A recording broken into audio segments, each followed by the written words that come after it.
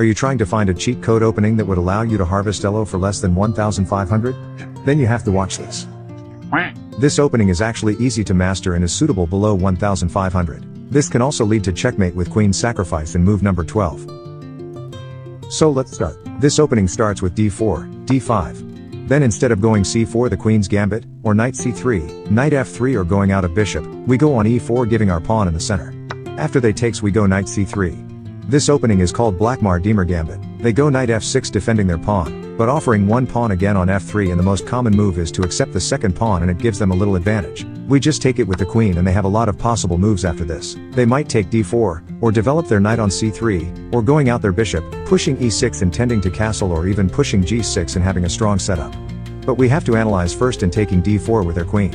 And here we are going bishop e3 attacking the queen and getting ready to queenside castle. Then have three common moves below 1,500, which is queen going to b4, e5 or h4. We'll look at first in queen b4, attacking our b2 pawn. And here we are simply castle to defend and ready for attack.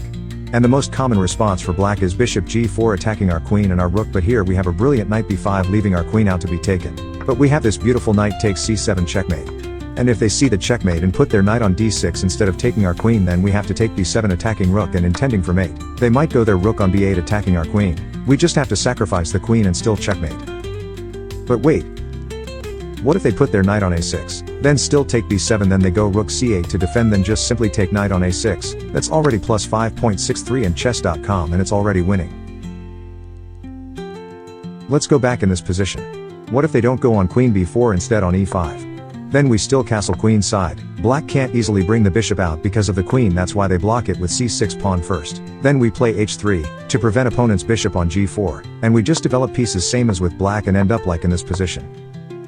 After this we go bishop f4 attacking their queen. Black might offers queen exchange. Don't trade because we have a brilliant queen sacrifice. Forced to takes, then checkmate. Back in this position.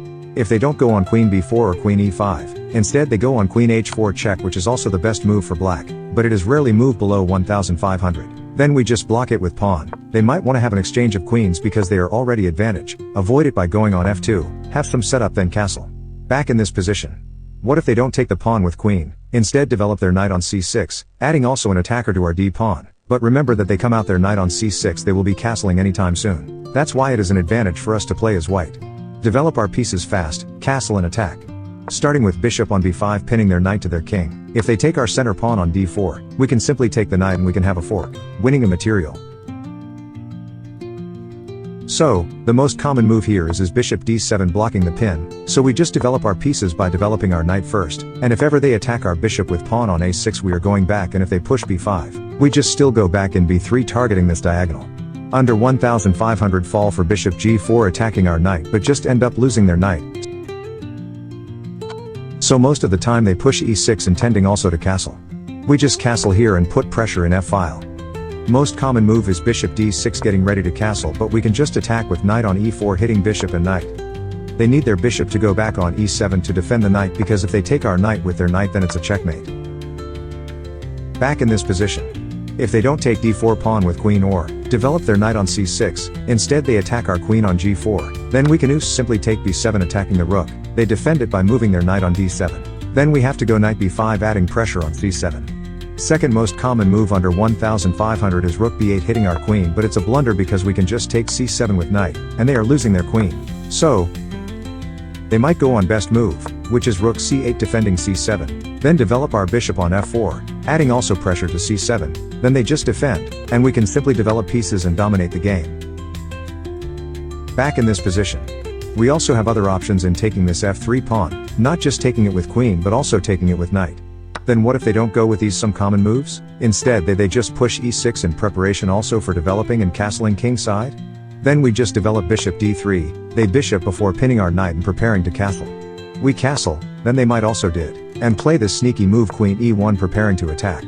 They might just take our knight, we take back then develop their knight.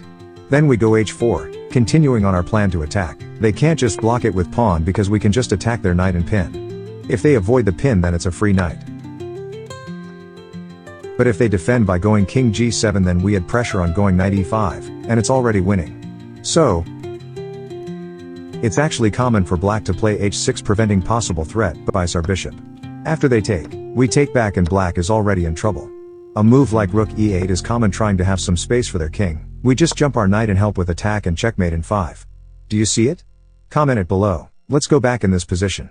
If they don't move any of these possible and common moves below 1500, instead they push g6 and have a strong setup and position. Then just keep on developing your pieces and highly suggest to castle queen side and have some attack on king side. Going back again in this position, what if they don't take your pawn? Instead, they just develop their pieces like e6? Then we just take on e4. Then we control the center. That's it.